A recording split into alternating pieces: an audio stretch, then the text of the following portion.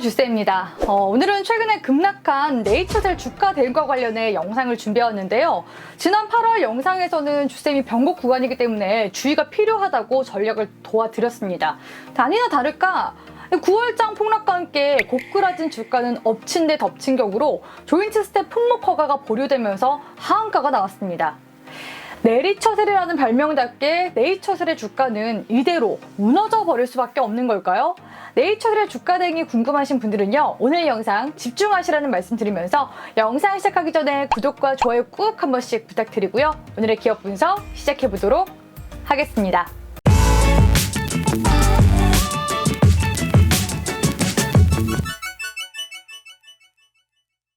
올해 7월 근 1년간 잠잠하게 흘러가던 네이처셀의 주가가 상승 곡선을 그리기 시작했는데요. 네이처셀이 진행하는 코로나19 폐렴에 대한 줄기세포 치료제 임상시험 1차 완료일이 임박했다는 소식으로 1차 상승세가 나오더니 1년 만에 조인트 스템 품목 허가 이슈가 다시 나오면서 2차 상승세가 나오며 쌍봉 패턴을 그렸습니다.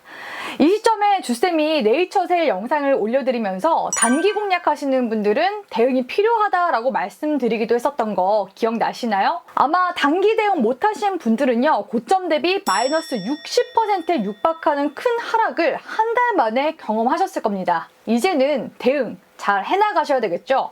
네이처셀의 하락 이유와 관련해 크게 두 가지 이유를 들어볼 수 있을 것 같은데요. 첫 번째는 조인트 스템 품목 허가 보류, 그리고 공매도입니다. 오늘 영상에서 관련 내용들 정리해보면서 네이처셀 주가 대응 전략 함께 살펴보도록 하겠습니다. 네이처셀이 내리처셀이라는 별명을 가지게 해준 데 상당 기여한 건 조인트 스템 신약 때문인데요. 앞서 조인트 스템은 지난 2018년 조건부 허가가 발령되면서 주가가 큰 폭의 폭락이 나온 적이 있었습니다. 이후 네이처셀은 3상을 완료하고 추적 관찰 연구를 추가해 지난해 8월 식약처에 품목 허가를 신청해 승인을 기다리고 있는 중에 있습니다. 한 번에 쓴 고배를 마시고도 네이처셀이 조인트 스템에 살을 거는 데에는 이유가 있는데요. 향후 전 세계 골관절염 치료제 시장이 크게 성장할 것으로 기대가 되기 때문입니다.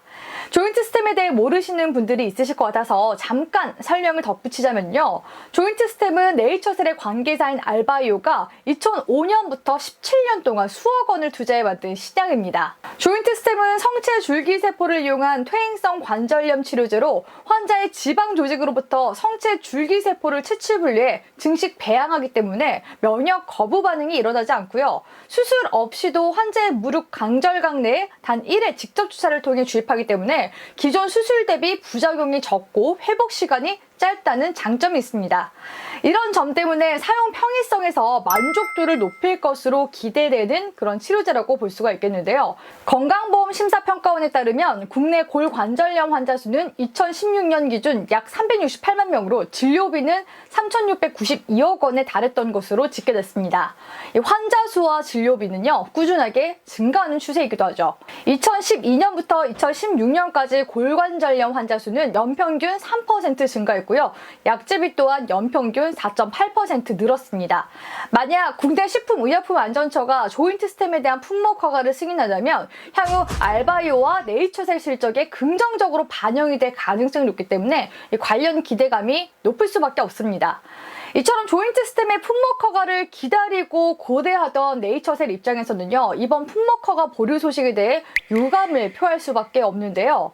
관련 내용을 요약하자면 약제의 임상적 효과는 일부 인정되지만 기존에 허가된 치료제 대비 우월성을 판단할 수 있는 자료와 제품의 작용 기전을 설명할 수 있는 자료가 필요하다라는 지적입니다. 결론적으로 중앙약심위에서는 임상시험에서 성비의 차이가 결과에 영향을 미치지 않음을 보여주는 자료, 제품의 작용 기전을 판단할 수 있는 자료, 줄기세포 치료제로서 구조 개선을 뒷받침할 수 있는 자료, 제품의 장기적인 효과들, 기허가된 이용 가능한 치료제 대비 제품의 우월성을 판단할 수 있는 자료, 각 임상 단계별 결과 차이에 대한 분석 자료 등의 추가 제출을 요구하기로 결정했습니다. 이에 대해 네이처셀은 지난달 30일 공개한 입장문을 통해서 절차에 따라 식약처의 2차 보완 요청에 대한 답변을 정식으로 제출하겠다라면서도 다소 아쉽다는 입장을 내비치기도 했죠.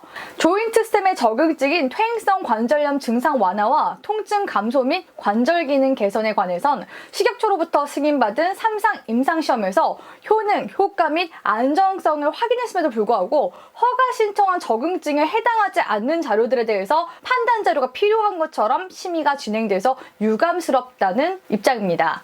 이 네이처셀의 이러한 입장문이 주식시장에서 통한 것인지 입장문 발표 이후 연휴가 끝난 4일 네이처셀의 주가는 다시 크게 반등했는데요. 네이처셀의 주가 회복세가 나온다면 어디까지 봐야 할까요? 네이처셀의 주가가 하락한 건 시장의 영향과 함께 조인트 스템 품목허가 보류로 인한 것도 있지만요. 공매도 세력들로 인한 폭락세도 무시 못할 겁니다. 지난 9월 말 기준 공매도 잔고 대량 보유 종목에 네이처셀이 추가되기도 했었는데요. 공매도는 주식을 빌려서 판 다음 나중에 시장에 사서 갚는 매매 기법으로 주가가 하락해야지만 수익을 낼 수 있습니다. 현 시점 그나마 우호적으로 볼 수 있는 건요. 금융당국이 증안펀드 재가동에 들어가면서 공매도를 금지하겠다라는 논의도 함께 나오고 있다는 건데요. 정책 특성상 사전에 예고하기는 어렵겠지만요. 공매도 금지 조치는 대규모 자금이 투입되어야 하는 증안펀드보다 상대적으로 쉽게 뺏을 수 있는 정책 카드이기 때문에 충분히 기대해 볼 수 있는 부분입니다. 공매도 금지 조치가 먼저 시행되지 않으면요. 증안펀드 자금 투입 효과가 반감될 수 있기 때문입니다. 네이처셀은 이미 공매도와 개별 악재로 인한 폭락이 크게 나온 상태이기 때문에 쇼커버링 물량이 다시금 들어올 가능성도 있어 보이고요. 여기에 공매도 금지 조치까지 더해진다면 추가 폭락은 제한적이지 않을까라고 예상합니다. 네이처셀의 기술적 분석 함께 살펴볼까요? 현 시점 큰 폭의 폭락 이후 반등이 나오고 있지만요. 아직까지 추세가 전환되었다고 보기는 어려운 시점이기도 합니다. 만약 네이처셀이 보완 자료를 잘 제출해 긍정적인 피드백이 나오게 된다면요. 다시금 랠리를 기대해 볼 수 있겠지만 현재까지는 시장 상황과 더불어 수급 여건이 그다지 좋지는 않은 상황입니다. 만약 반등이 강하게 나오더라도 19,000원 전후 구간에서 매물 소화가 굉장히 중요해 보이고요. 19,000원 선을 재차 강하게 돌파를 해줘야 다시금 시세를 낼 수 있다고 보시는 것이 좋습니다. 현 시점은 주가가 어느 정도 회복할 때까지는 시간이 필요한 시점이라고 조언드리도록 하겠습니다. 만약 장중 대응이 필요하신 분들이시라면요. 주쌤의 천생연분 멤버십 가입하시면 장중 대응 도와드리고 있으니까요. 도움 받으시는 것이 좋겠죠. 지난번에 장중 대응을 놓치신 분들은 이 네이처셀의 폭락 경험하고 있으실 겁니다. 그만큼 주식은 대응이 필요한 영역이기 때문에 전문가의 도움 받아가시길 바랄게요. 끝으로 기술적 분석은 장 상황에 따라 다르다는 점 참고 부탁드리도록 하겠습니다. 오늘은 최근 폭락 이후 급등락이 심하게 나오고 있는 네이처셀의 주가 대응에 대해서 알아봤는데요. 굳이 내 종목이 아니더라도 이 전문가들은 어떤 관점으로 이 주식을 보고 대응하라고 하는지 참고하시면 공부가 여러모로 되실 겁니다. 주식은 경험이 자산입니다. 간접 경험을 통해서 경험치를 계속해서 축적해 나가시길 바랄게요. 끝으로 오늘의 영상이 유익하셨다면 구독과 좋아요와 함께 소중한 댓글 부탁드리도록 하겠습니다. 주쌤이 댓글에 하트 꾹꾹꾹 눌러드리도록 할게요. 그럼 오늘도 가주아!